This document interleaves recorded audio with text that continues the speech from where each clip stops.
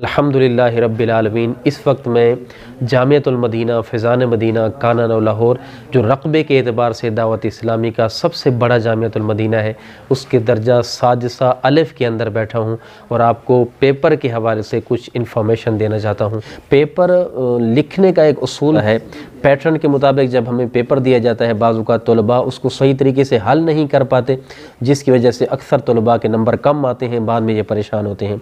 सबसे पहले हमें 30 मिनट दिए जाते हैं MCQs के लिए, यानी मारूज़ी सवालात होते हैं। उसमें हर सवाल के तहत 4 ऑप्शन होते हैं जिसमें हमने क्रॉस करना होता है, टिक मार करनी होती है और उसका जवाब देना होता है। तो 30 मिनट के अंदर ही हमने इसको हल करना होता है।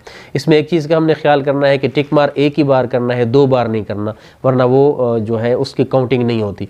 और इसी तरह अगर करना भी है तो उसको वाज़े करना है, छोटा सा नुक्ता नहीं लगाना, डॉट नहीं लगाना, वरना चेक करने वाले को परेशानी होती है। इसके बाद जो अगला मरहला होता है हमारा इंशाइया सवालात, उसमें हमारे पास सबसे पहले शॉर्ट क्वेश्चन होती हैं, वो 20 सवालात होते हैं जिनमें से 15 चॉइस पर होते हैं कि आप इनमें से कोई भी 15 कर सकते हैं।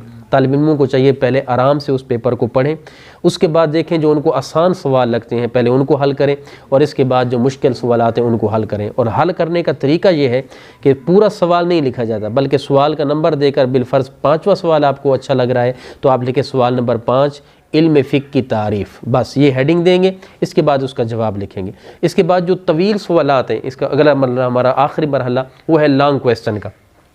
तवील सवालात आपको 5 दिए जाते हैं जिनमें से आपको 3 करने होते हैं। उसमें भी पहले गौर व फिक्र कर लिया जाए कि मेरे लिए आसान सवाल कौन से हैं, पहले उनको हल किया जाए, इसके बाद लॉन्ग क्वेश्चन की तरफ बंदा बढ़े। आखिरी बात गुजारिश करना चाहता हूँ, बाज़ तलबा इतनी बड़ी मिस्टेक कर जाते हैं कि सवाल का नंबर 5 होता है, वो चूँकि पहला लिख रहे होते हैं तो उसके ऊपर हेडिंग भी ले देते हैं सवाल नंबर 1 की, हालांकि उनको हेडिंग वही देनी है जो वहाँ पर लिखी हुई है। सवाल नंबर 5 कर रहे हैं तो सवाल नंबर 5 लिखें, सवाल नंबर 10 पहले कर रहे हैं तो उसको हेडिंग दें सवाल नंबर 10 की। अल्लाह ताला हम सब को सही तरीके से पेपर करने की और इन पेपरों में कामयाबी भी अता फ़रमाए। आमीन।